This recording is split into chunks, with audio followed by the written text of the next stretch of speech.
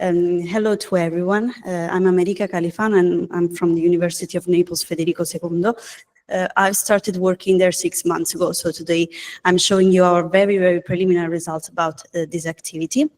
Well, we are moving in the area of soft robotics, so in industrial fields like the ones of pharmaceuticals, logistics, or food, so where you need to move or handle very fragile and delicate items, so soft robots are widely used in these fields.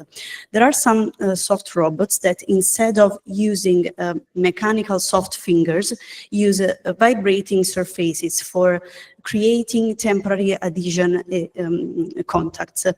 So as you can see here, this is an example. The problem, or let's say the challenges with this kind of soft robots is that they have some limitations on the payload, and there could be some durability problem if you think about the fact that some materials that are used in these cases, like polymers, may degrade over time. This kind of contact is based only on the van der Waals forces, so you do not need anything more for the contact to happen. So the objective was defining a simple model, or at least an enough simple model, for describing the dynamic adhesion, because we are talking about vibrating surfaces, not for continuous vibrating surfaces, but with discontinuous surfaces. So I will explain later why. So I will briefly introduce the problem and talking a bit about fracture and contact mechanics in order to lead the logic that is behind this analytical approach. I will then show the method and the preliminary results. Well, we know that when dealing with contact mechanics, it is strictly connected to fracture mechanics, because when we have two surfaces that detach from each other, you can see it as a crack propagating along the surfaces. If we think about the classical theories of fracture mechanics or the classical theories of contact mechanics like JKR or DMT theories, they work well with elastic and elastic plastic materials, but the problem is that they cannot be applied to viscoelastic media because they are only based for example, on the evaluation of the crack length, so they do not take into account the rate dependency that this material exhibit. Viscoelastic media, as you know, can be described using different material models like the ones provided by Lord Kelvin, rather the one provided by Maxwell, or you can combine these models and so have, let's say, more complex models like the one that I'm showing here, that is called the standard viscoelastic model, which is based on a parallel between a spring and a series of a spring and a damper. So the damper introduces the time dependency. Something that has been proved experimentally in the 1970s, by Gent and Schultz, was that if we try to apply peeling load on viscoelastic media, if we increase the rate of peeling, this is translated into an increment even in the I'm going to say in the strength, in the peeling strength.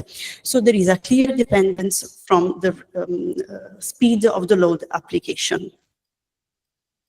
If we think about, let's say, a classical contact problem of a rigid sphere on a viscoelastic substrate, even if the substrate maybe is not visible, we know that there is the zone or the process zone, so in which there are the cohesive forces that act. And so we can implement, for example, a general cohesive zone model like the Dugdale one to understand what happens there in terms of force of adhesion. So this is an animation that can explain the movement on of the sphere, of the rigid sphere on the viscoelastic substrate. If the substrate is put on a vibrating support, for example, some experiments that are available in literature have shown that increasing the speed, so the frequency of these vibrations, is translated in an increment in the tension on the rubber. So this is something that is in some way in agreement with what was found by Gent and Schultz, but even for different boundary conditions. Concerning the fracture of viscoelastic materials, maybe the most common, the best known model is the Chaperis model. that is based on considering the failure zone around the crack tip, and then all around the entire volume is considered to be viscoelastic. The fracture and the failure, happens when, for the single material column, the work done on this material column exceeds a quantity that is gamma dA, where dA is the cross-section of the singular column, and gamma is the fracture energy. So gamma is the fracture energy for the single column, while gamma apex, for example, is the fracture energy for the entire failure zone. In steady-state conditions, these two quantities are equal to each other, so we can say that the fracture energy in steady-state conditions is constant. This model is based on a set of very complex integral differential equations that can ideally provide the evolution of the crack length over time, but the analytical closed-form solutions can be provided only for some particular cases, so only providing some very strong simplifying assumptions. Otherwise, we need to use numerical models, so finite elements rather than boundary elements. Now, another aspect that is fundamental and that I would like to add is that is the so-called contact splitting behavior.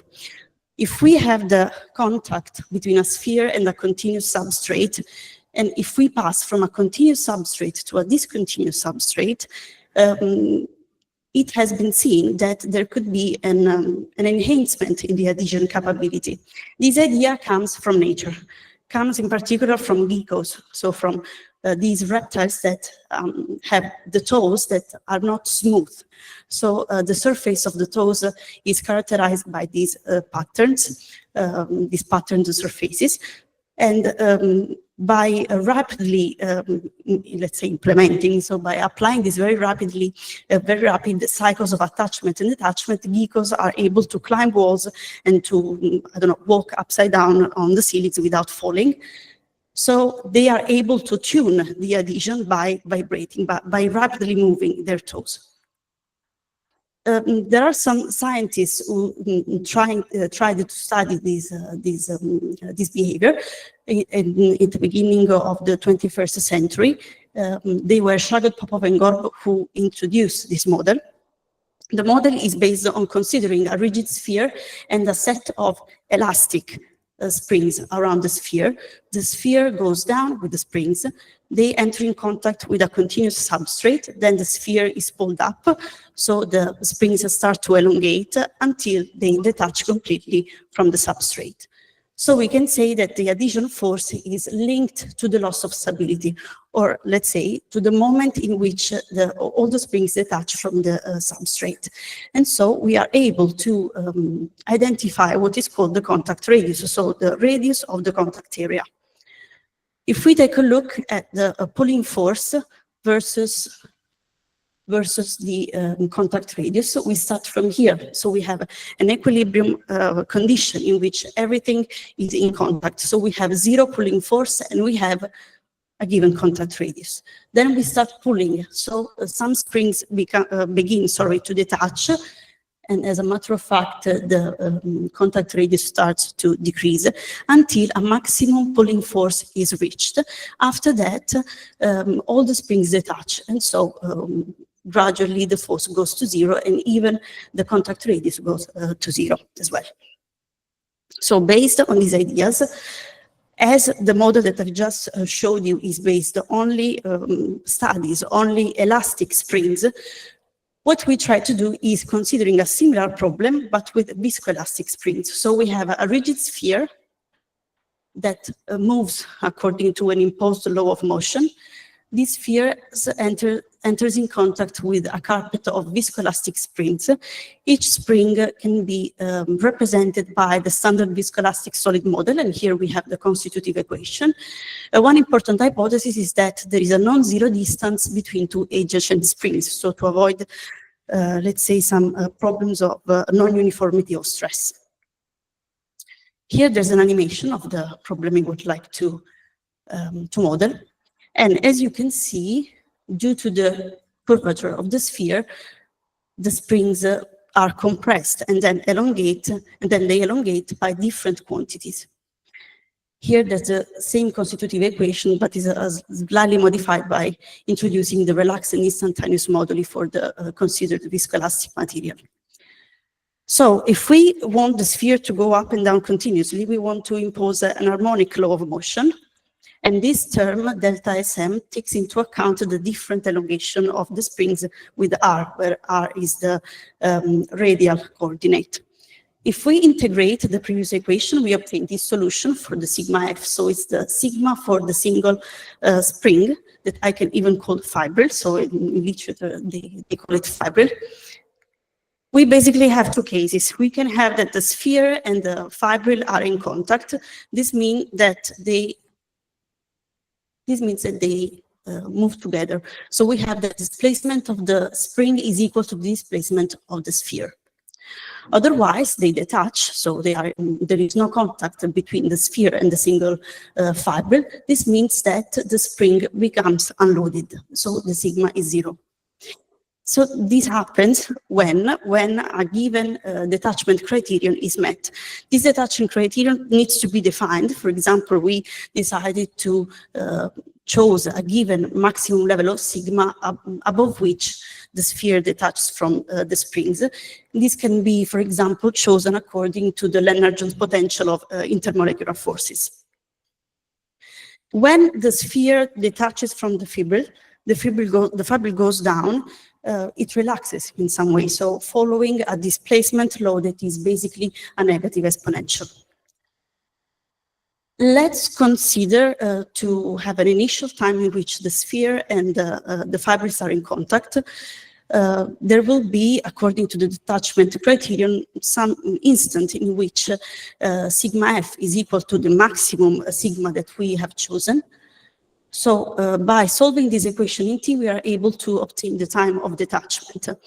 So the single fibril will start to relax, and there will be a time instant in which the sphere goes down and will attach again to the spring.